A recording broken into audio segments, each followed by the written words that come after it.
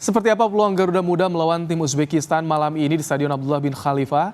Dan kita akan kupas bersama dengan pengamat sepak bola Anton Sanjoyo dan juga kita undang pendukung sepak bola selebritas Bung Riko Ceper.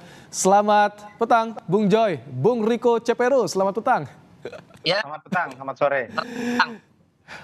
Nah ini Bung Joy, ini laga yang dinanti, semifinal laga yang dinanti. Bukan lawan kaleng-kaleng, tangguh, tak pernah kalah. Clean sheet, Bung Joy. Bagaimana Anda melihat peluang timnas U23?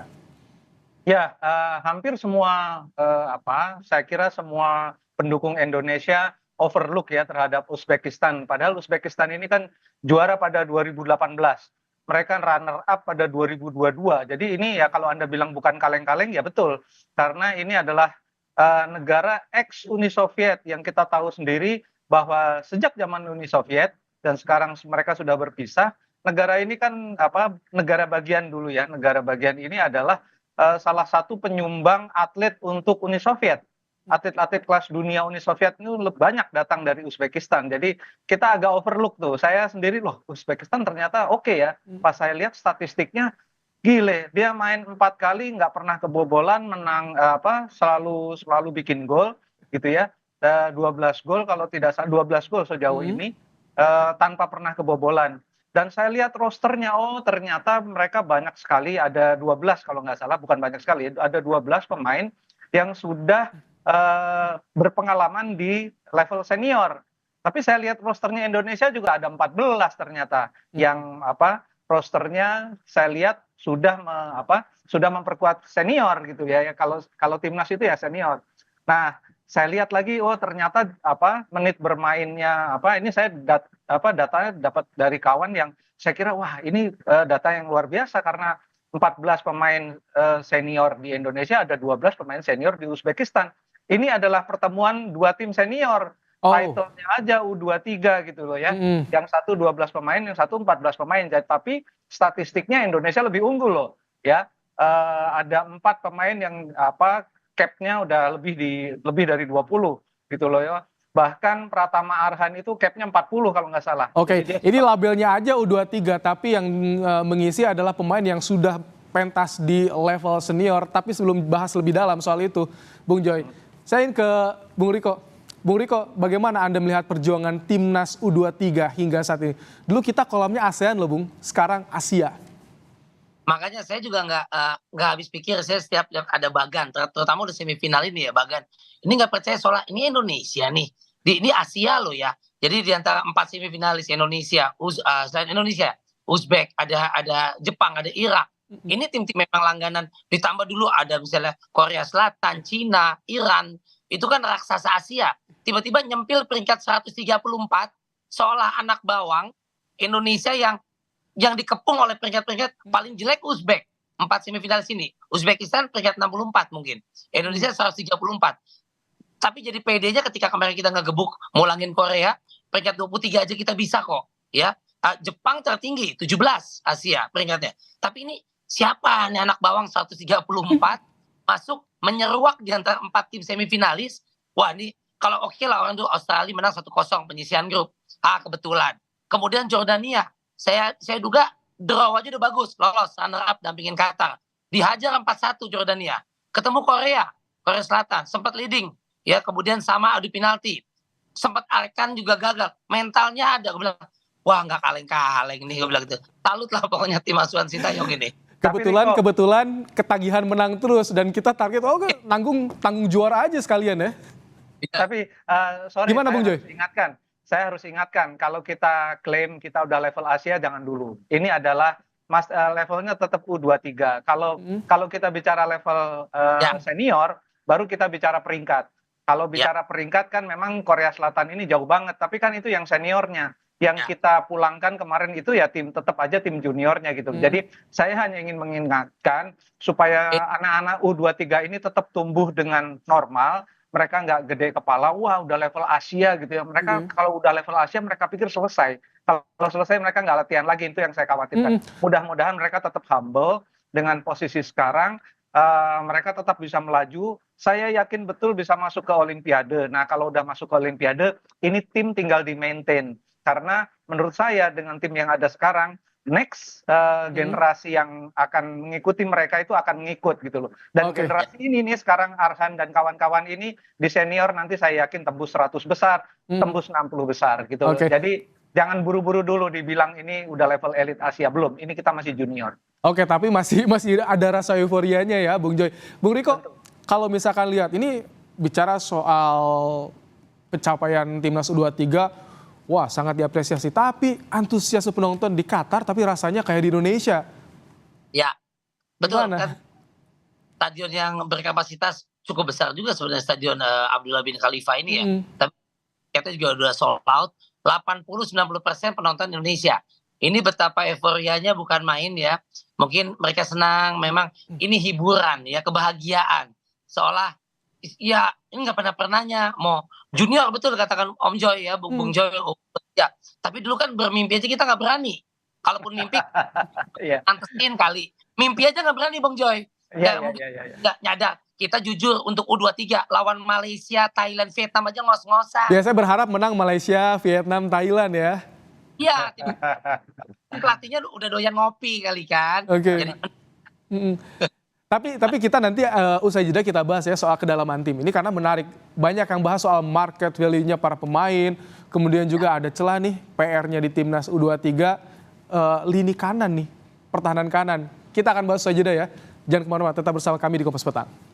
Kita kembali bahas bahas soal peluang timnas U23 jelang lawan Uzbekistan malam nanti. Masih bersama kita pengamat sepak bola Anton Sanjio dan juga pendukung timnas Rico Ceper. Bung Joy, dibahas nih lagi ramai di lini masa soal market value-nya timnas kita. Ada satu pemain di Uzbekistan ini termahal di Piala Asia. Sayap kiri loh, padahal lini pertahanan kanan kita yang itu jadi celah selama ini jadi PR. Gimana Bung Joy? Oh, justru saya melihat sebetulnya di sektor kanan ini kalau Fatur ada di sana dia lebih disiplin daripada Pratama Arhan ya. Karena gini, polanya Sintayong ini kan 3-4-2-1 atau 3-4-3. Artinya dua gelandang sayap kanan kiri itu, kanan Fatur, kiri Pratama Arhan itu kan harusnya disiplin banget. Yang nggak disiplin tuh menurut saya justru Pratama. Tapi kan Pratama ini kan memang determinasinya nyerang gitu loh. Nah, kalau determinasi nyerang ketika Indonesia dapat bola itu peluangnya cukup banyak diambil dari sektor kiri. Tapi Fatur nggak terlalu banyak ninggalin perimeternya gitu loh, siapapun di situ gitu loh. Nah, jadi rasanya sih kalau mau dibilang sektor kanan, kalau kebobolan lawan Korea di last minute ya waktu itu kan itu sebetulnya memang di perimeternya Fatur, tapi menurut saya itu bukan kesalahan lah, karena dua pemain dari Korea itu bisa intercept bola di tengah. Lalu kemudian tiba-tiba mereka berada di sekitar perimeternya Ferrari dan Fatur gitu. Jadi itu memang menurut saya itu gol yang bagus ya. Artinya bukan kesalahan dari back atau dari center back atau dari gelandang yang harusnya bertahan gitu loh. Justru saya melihat Pratama Arhan ini terlalu ofensif. Dia kadang-kadang kalau udah menit 80 gitu kadang-kadang baliknya suka telat. Itu aja sebetulnya kelemahannya. Catatannya ya. Yang lain menurut saya Indonesia hanya butuh perhatian khusus pada bola-bola mati. Itu yang selalu jadi masalah. Garuda Muda menyala optimistis, itu kata yang keluar dari para pendukung suara mereka. Anda melihat ini gimana sampai di daerah nobar digerakkan semua nonton bareng. Ini rasa-rasanya belum pernah seperti ini sebelumnya, Bu Riko ya? Untuk betul, timnas. ini optimisme, euforia masyarakat, tapi hati-hati belum selesai, satu langkah lagi kan gitu, atau dua langkah kita nggak tahu. Tapi ini memang serentak di Indonesia, bahkan di Qatar pun kan tiket sold out, pendukung kita sama-sama. Ini kayak bagai tetes air di gurun pasir gitu, walaupun sekali lagi labelnya U23 gitu. Jadi oase ya? Bermimpi. Iya, kita kan SEA Games kemarin setelah pacaklik sekian puluh tahun, Indra Safri dan teman-teman coach baru dapat lagi SEA Games gitu ya, Asia Tenggara. Kemudian ini tingkat Asia, walaupun level sekali lagi U23 gitu. Sekali lagi kejutan banget, walaupun wah ada Ivar Jerner lah, mau dibilang Justin Hubner kayak siapapun, ya Nathan kayak Struik, apapun itu namanya, ya udah merah putih, semoga Garuda tetap terbang tinggi gitu. Tapi tanpa Struik optimis nih, Bu Riko? Masih kalau optimistis? Saya pribadi menilai Struik ini pandai membuka ruang bang. Jadi lari kemana-mana membuka, jadi mengasih kesempatan untuk Marcelino atau Witan untuk nusuk.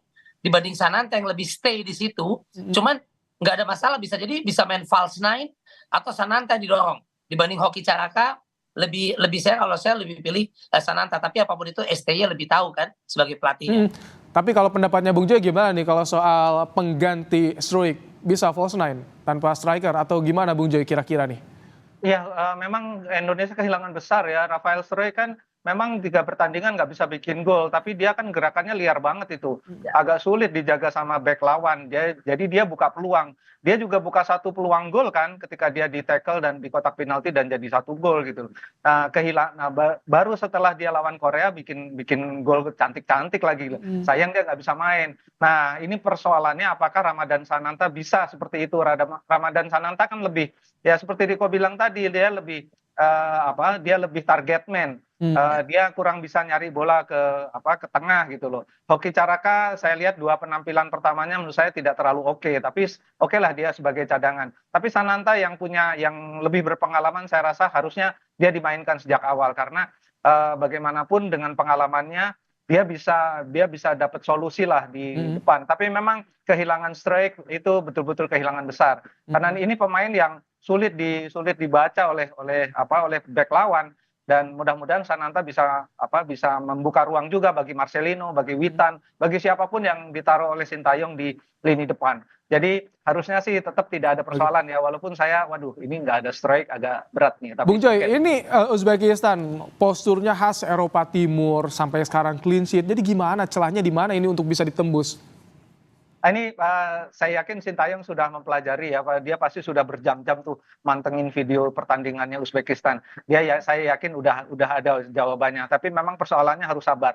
Apakah ketika Jepang menghadapi Korsel juga kan susah nembus kan, nggak bisa bikin gol padahal dihajar habis-habisan. Nah ini kemungkinan besar juga begitu. Asal jangan kena counter attack aja. Nah ini harus dijaga antara kedalamannya Indonesia terutama dalam bertahan, dalam menyerang. Tapi saya yakin formasi 3-4-2-1 akan diambil oleh Sintayong dan Indonesia akan main ofensif. Karena Uzbekistan tidak terlalu ofensif, tapi mereka betul-betul jago di lini tengah ya. Mereka jago melakukan intercept di lini tengah, itu yang berbahaya karena postur mereka juga menunjang, mereka clean betul. So far sejauh ini mereka cuma dapat 2 kartu kuning, bayangin. Tapi tacklingnya banyak banget, interceptnya banyak banget. Nah ini harus diwaspadai oleh Indonesia. Baik, Bu Riko, prediksi skor berapa nih untuk nanti malam, Bu Riko? Ya 2-1, 1-0 untuk Indonesia lah. Betul kata kalau Bung Joy bilang tadi, di waktu lihat Arab Saudi lawan Uzbekistan, Arab Saudi malah lebih ngurung kalau menurut saya, lebih full kayak Korea, speednya, power. Tapi si main tempo, main ritme, si Uzbekistan itu cukup bagus, penguasaan bola cukup bagus. Dan kalau saya pribadi mungkin nggak tahu kalau yang kita komunitas lebih main bola, benci banget nih main ketemu kayak Uzbekistan. Kenapa? Dengan raihan 12 berbanding gol tadi agregatnya, artinya depannya menakutkan, belakangnya kuat. Ini gimana lagi istilahnya? Istilahnya gimana nih? Depannya galak tuh, gigitnya tajam, belakangnya juga kokoh. Ini ya PR lah. Buat saya yakin STY juga punya diacak-acak mudah-mudahan sama Marcelino, Witan dan teman-teman, sehingga kita bisa bawa pulang 2-1 dan kita lolos ke Paris, Prancis. Itu yang kita tunggu, kita doakan. Bung Joy, prediksi Anda bagaimana? Apakah soal skenario adu penalti harus juga disiapkan lagi nih? Udah pasti kalau itu. Dan prediksi saya 1-0 untuk Indonesia. Selalu saya prediksi 1-0, Indonesia lolos terus tuh. Jadi mudah-mudahan. Beberapa kali Kompas TV juga prediksi 1-0 lolos. Artinya tapi ternyata lolos juga gitu loh. Untuk malam ini kita semua seluruh Indonesia mendoakan untuk kemenangan Timnas U23. Semoga dapat kabar gembira, bisa ke final, bonusnya lolos ke Olimpiade Paris 2024. Terima kasih Bung Joy, Bung Riko Ceper, terima kasih telah meluangkan waktu di Kompas Petang sore hari ini.